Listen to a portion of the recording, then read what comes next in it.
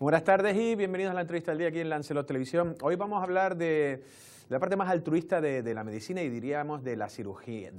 Hoy vamos a hablar con un cirujano plástico que trabaja aquí en Lanzarote, pero que fundó una ONG, se llama Lanzarote Help, que va pues al centro de África, ha estado hasta en conflictos bélicos y de forma altruista opera en pocos días pues muchísimos casos llamativos. Veremos algunas fotos y la verdad que bueno, pues siempre es interesante conocer el punto de vista de gente que es capaz de dar su tiempo y a veces su dinero por la salud de otros. Estamos hablando de Ricardo Cortés, del que vamos a hablar ahora mismo. Ricardo, ¿cómo estás? Hola, muy buenas tardes. ¿Empezamos hablando de Lanzarote Help? Perfecto. Venga, pues Lanzarote Help, me lo decías, ya son unos cuantos años. ¿Cuándo se fundó y con qué objetivo y qué es lo que hace?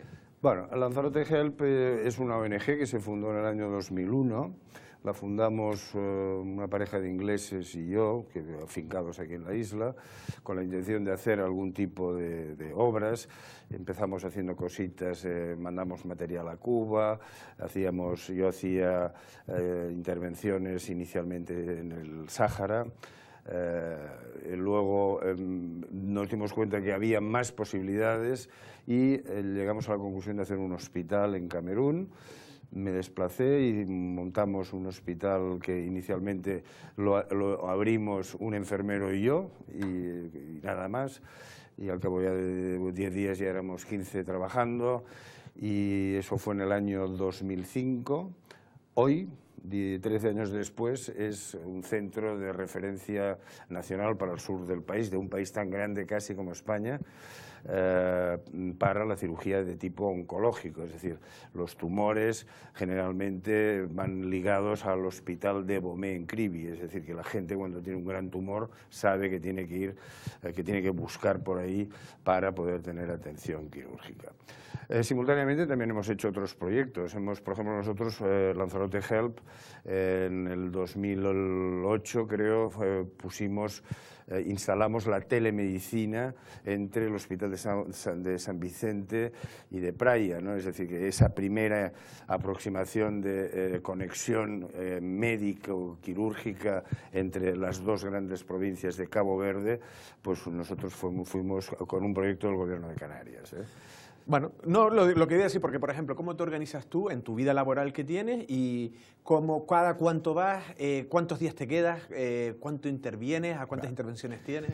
Bueno, yo afortunadamente soy cirujano plástico, entonces esto significa que trabajo fundamentalmente y en exclusiva en la privada. Eso significa también que me puedo organizar a mi manera y que puedo pues operar unas semanas y tener libre otras. Entonces lo que suelo hacer es que pues ahora últimamente, un par de veces al año, cojo, pues me desplazo a un país africano. Estoy pues 15, 30 días, depende del lugar, depende de las circunstancias, y allí pues opero pues una cantidad de pacientes que suelen estar en lista de espera, fundamentalmente de tumores y de pacientes graves o de grandes problemáticas, ¿no? Yo lo suelo hacer así. Vale, pues vamos a ir viendo. Luego también tenemos un vídeo y unas fotos. Si quieres, comenzamos con las fotos. Por ahí vamos exactamente hablando de lo que sale en las imágenes y después sí ya vamos hablando y vamos viendo imágenes también de eso. Vamos a ir lanzando algunas de las fotos. Por ejemplo, esto. Bueno, esto no es más que una osteosíntesis de un paciente que operé hace pues 3 semanas en Camerún por una fractura doble de tibia y peroné. Esa es la típica fractura en Camerún, porque hay mucha moto, taxi, y entonces se suben a veces 2, 3 y 4 personas en una moto de 50. Cuando se caen, pues claro, que los pies quedan debajo de la moto y suelen hacer este tipo de fractura. Vale, ¿no? Pero también entiendo que es una intervención que a lo mejor para médicos locales, pues no lo sé. Sí, no, esta intervención tiene la dificultad de que sin ese material no se puede hacer, ¿no? Y entonces es difícil porque en los hospitales en general, para tener este material se suele uno suministrar de donaciones. De hecho, todo este material que estamos viendo aquí es un material que ha sido extraído de pacientes en Europa, se ha reesterilizado y se ha reutilizado, ¿no?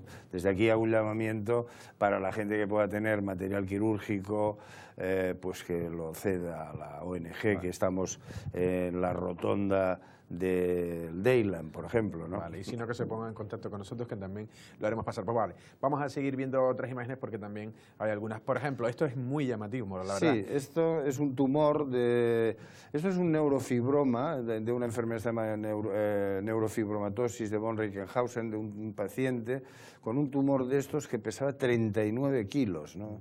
Lo cual es una auténtica barbaridad. Y bueno, pues lo operé hace, digo, 3 semanas y este es el ayudante aguantándolo para hacerse la fotografía. Claro. Tú tenías una fotografía, al final ahora, no sé si creo que no estaba entre las seleccionadas o no la teníamos. ¿En qué parte del cuerpo era? Porque era como una parte trasera. Sí, salía precisamente de la parte lateral de la parte alta del muslo. De ahí salía una tumoración enorme, que en fin, grotesco, una cosa tremenda. ¿Cómo?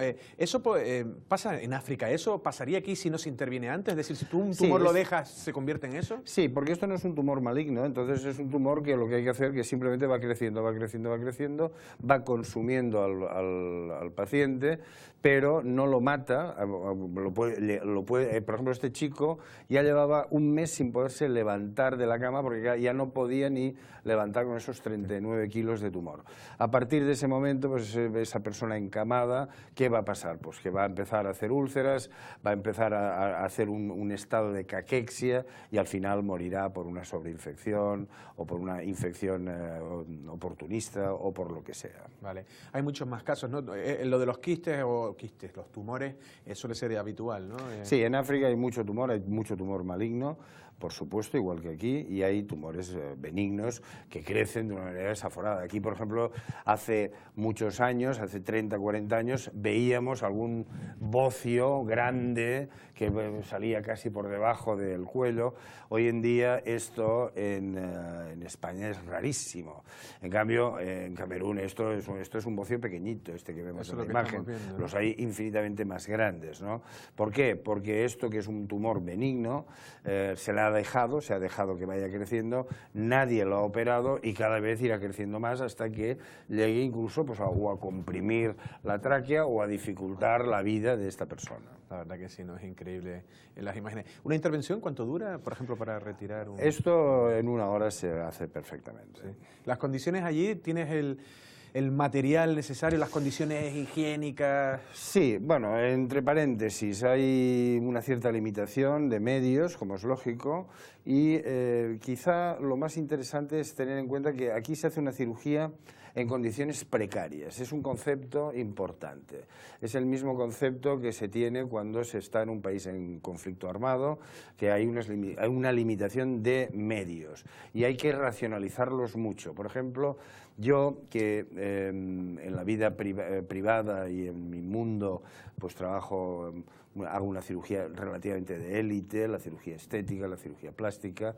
Lo que sucede es que a veces la gente se sorprende conmigo porque soy muy tacaño utilizando los hilos hasta el final y tal, y es porque en África hay que hacerlo así. En África tienes que economizarlo todo, porque tienes poco y cuando te quedas sin, se acabó. Y por lo tanto hay que entender que en África se necesitan muchos medios para poder hacer este tipo de historias. Vale. Seguimos avanzando en este caso, para los que no sabemos. Esto es un pie zambo de un niño y simplemente pues inicialmente hay que hacer un tratamiento ortopédico y después probablemente habrá que operarlo. Precisamente este caso se lo mandé, le mandé la foto al doctor Rafael Castro, jefe de servicio aquí de trauma, que es amigo mío, y que me hizo el comentario que, en fin, que ya cuando volviera pues me puse en contacto con él para hablar al respecto. ¿Qué es un pie zambo? Un pie zambo es un pie que está completamente, que no está en su posición, que está ya se ve en la radiografía, que está completamente abierto así y que el niño no tiene la posibilidad de apoyarlo correctamente. Sí, antes se decía un patizambo, ¿no? Era, sí, bueno.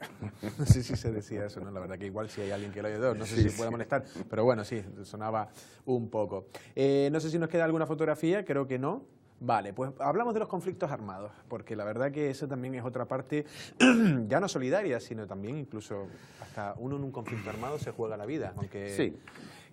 ¿Cómo Mire, abordas tú? ¿En qué te solicitan? ¿Cuál es tu tipo de intervención? Mi primer conflicto armado fue en 1980. Yo tenía 26 años entonces y fue la Cruz Roja camerunesa. Yo trabajaba en Camerún, en la selva, que me solicitó marcharme al norte del país, en una población que se llama Kuseri, justo enfrente de N'Djamena, de la capital del Chad. En medio hay un río que se llama Chiari, y había una antena quirúrgica francesa, en un hospital militar francés, y ellos exigían que hubiera un médico camerunés, y ellos no tenían, solo había 6 cirujanos en todo el país, ¿no?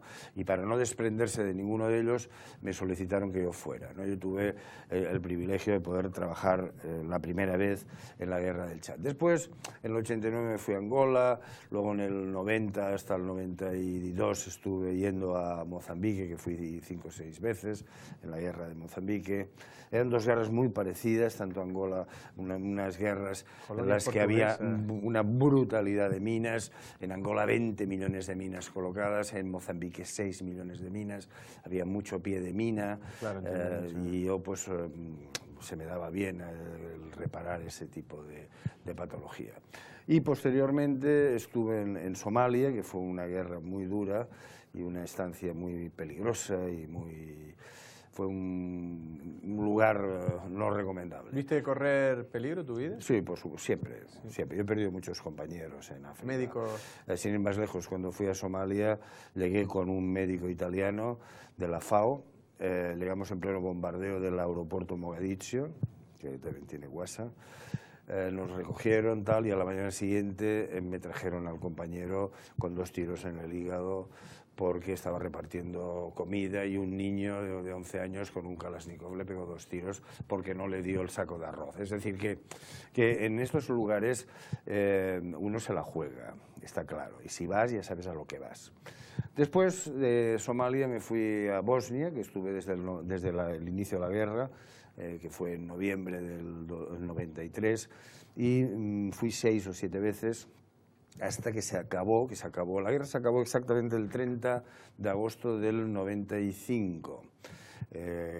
Y a partir de ahí, el 25 de octubre, se firmó el famoso acuerdo de Clinton, de Dayton, que fue cuando se acabó definitivamente la guerra de Bosnia. Entonces, claro, he estado en estos lugares. ¿Este es otro tipo de conflicto, a lo mejor ayer, que era un tipo de disparo? Bueno, no sé. Bosnia era una cosa complicada, ¿no? Porque siempre se dijo que era una guerra de religión y tal, y no, era una guerra étnica, era una guerra como podría ser mañana, pues catalanes contra castellanos, contra tal. O sea, era una guerra de 9 facciones enfrentadas, 9, no eran 3, como se decía siempre, eran 9, y era una guerra cruel. Era una guerra en la que yo trabajaba en los sótanos de una fábrica, y recuerdo estar allí, oír unos disparos y preguntar ¿qué está pasando? No, están haciendo bailar a alguien. Es decir, que los francotiradores lo que hacían es que disparaban primero a los pies para que el individuo se quedara quieto, y luego pues apuntarle o al húmero o al fémur, con la intención no de matarlo, porque matarlo tiene poco interés, lo que interesa es herirlo de gravedad, con la intención de crear un gasto, un problema, una tensión, etcétera, etcétera, ¿no? Es decir, fue una guerra francamente cruel, la guerra, y todo esto a 600 kilómetros de las fronteras de la Unión Europea. De hecho, yo tengo un compañero médico bosnio que trabajaba conmigo, y me escribió esta Navidad y me dijo: el día que se vaya un Profor, que era Naciones Unidas, que siguen allí todavía, volveremos a liarla. Es decir, que más que nada para que la gente que es secesionista entienda que estas cosas siempre acaban mal, ¿no? Y que esto no se soluciona así y que se estira. Hay estudios de Naciones Unidas que hablan de que Bosnia recuperará su nivel del año 92 dentro de 70 años, ¿no? O sea, es decir, que eso es una barbaridad. No hay guerra buena, ¿no? La verdad que no. Volviendo un poco a África, ¿cómo está el continente africano y sobre todo esa parte central? Parece que nunca se consiguen desarrollarse, no les dejan desarrollarse. Tú que has estado ahí, ¿qué le pasa a esos países? No sé si los niveles de corrupción también, por otras economías que corrompen, no sé, ¿cómo lo ves tú? Sí, por supuesto, África en general es un continente corrupto. No quiere decir que lo sea mucho más que el europeo, que lo es. De entrada lo es. Lo que pasa es que se hace con infinitamente más descaro y se hace con más connivencia por parte de la población. La población, dijéramos que asimila que, bueno, pues que el que manda meta la mano en la caja, lo medio asimila y se queja menos. Pero es un continente que es complicado. Es complicado porque, por ejemplo, hay indicadores que nos dicen que si partimos de la cifra de 1960 como fecha de descolonización del continente africano, hay todavía indicadores de educación, de sanidad, de infraestructuras que están por debajo del nivel de 1960, hoy. Entonces, claro, delante de esta situación es complicado. Por ejemplo, donde yo monté el hospital, en el Hospital Ebomé de Kribi, hay una carretera que lleva a Guinea Ecuatorial. Esta carretera se ha pagado 3 veces con fondos europeos. 3 veces. Es decir, el Parlamento Europeo ha pagado 3 veces esa carretera y alguien se ha metido la mano el dinero en el bolsillo. Claro, Europa, el Parlamento Europeo tiene 2 opciones. Cierra el grifo y se echa en contra al país, margina a la población, o cede y con la intención de que por lo menos algo les vaya, algunas migajas le vaya a la población, sigue manteniendo ese mirar para otro lado. Es decir, que es muy complicado todo esto. Pero, y por ejemplo, yo una vez leí algo así como, no sé qué país africano, pues una empresa holandesa de piedras preciosas, pues lo que financiaba casi una guerrilla, pues para que le dejara esa guerrilla en un territorio sacar esas minas. Dices tú, hay no sé, eso me duele tanto porque al final favorece y se aprovecha de la pobreza y de la corrupción. Bueno, pero eso no cabe ninguna duda, o sea, yo no me sorprende en absoluto. De hecho, no hay ni que esperar a empresas extranjeras, que por supuesto es así. Por supuesto, las empresas de europeos que financian, que dan dinero bajo mano a los gobernantes para conseguir unos privilegios especiales de tal, esto está a la orden del día. Sin embargo, lo que es más dramático, por ejemplo, nosotros tenemos un proyecto que es, tenemos 3 dispensarios a lo largo de un río que se llama la Lobé, que hay que ir en piragua, para los pigmeos. Los pigmeos son gente, es una subgente, son subpersonas, no se consideran como tales, no tienen documentación, por lo tanto no existen, o sea, no tienen DNI, por decirlo de alguna manera. Es mucho peor que los gitanos, o sea, mucho peor, porque ya le digo, no tienen ni DNI. Son gente pues que les importa un pito si los matan o no los matan, o se mueren de hambre si tienen epidemias, si no las tienen. O sea, el gobierno le da exactamente igual si lo que pase, como los animalitos que hay por la selva. Entonces, esta gente se les ha reducido de una manera drástica sus espacios vitales de caza y de pesca, y se han reducido a lo largo de un río. Entonces, no tienen ningún acceso a la sanidad ni a la educación, y Lanzarote Help, pues, entre otras cosas, ha hecho esto. Ha intentado hacer estos dispensarios, y una cosa que es así, es que cuando ahora ya lo saben, porque ya llevamos 13 años, yo lo inicié esto hace 13 años, desde entonces los primeros, cuando están graves, vienen al hospital, no se les cobra y vuelven otra vez a se les trata, se les opera, porque claro, tienen las mismas patologías que podemos tener usted y yo. Entonces, ellos tienen esa patente de corso que además está financiada por una persona que trabaja en la UNESCO y que se hace cargo de los gastos, del poco dinero que puede costar la intervención de esa persona, ¿no? Porque el hospital en sí es un hospital privado, pero benéfico. Es decir, nosotros por 9 euros, que es una cantidad aceptable, hacemos consulta, laboratorio y tratamiento. Eso es lo que le cuesta a un africano. Todo el mundo los puede conseguir. Y para operar un tumor o tal, cobramos entre 70 y 100. También es un dinero que entre la familia se puede conseguir para tal. Y con ese dinero podemos autofinanciar evidentemente el hospital, ¿no? Pagar salarios, pagar medicinas. Lo que no podemos es pagar grandes recursos ni infraestructuras, pero sí podemos continuar con nuestra marcha diaria, el día a día del hospital. Sí, un mínimo de mantenimiento financiero, por decirlo de una manera. Independientemente que regalar las cosas tampoco no es una gran idea. Todo tiene que tener un cierto esfuerzo económico. Sí, sí, el valor, ¿no? Que no se pierda. Exactamente. Bueno, enseguida ya me van a decir que casi nos hemos ido de tiempo, pero está la parte también de la cirugía plástica. También nos interesa saber lo que es el contraste, ¿no? Del mundo más solidario a un aspecto también puede ser visto como, bueno, no sé si banal, pero sí muy demandado. Sí, sí.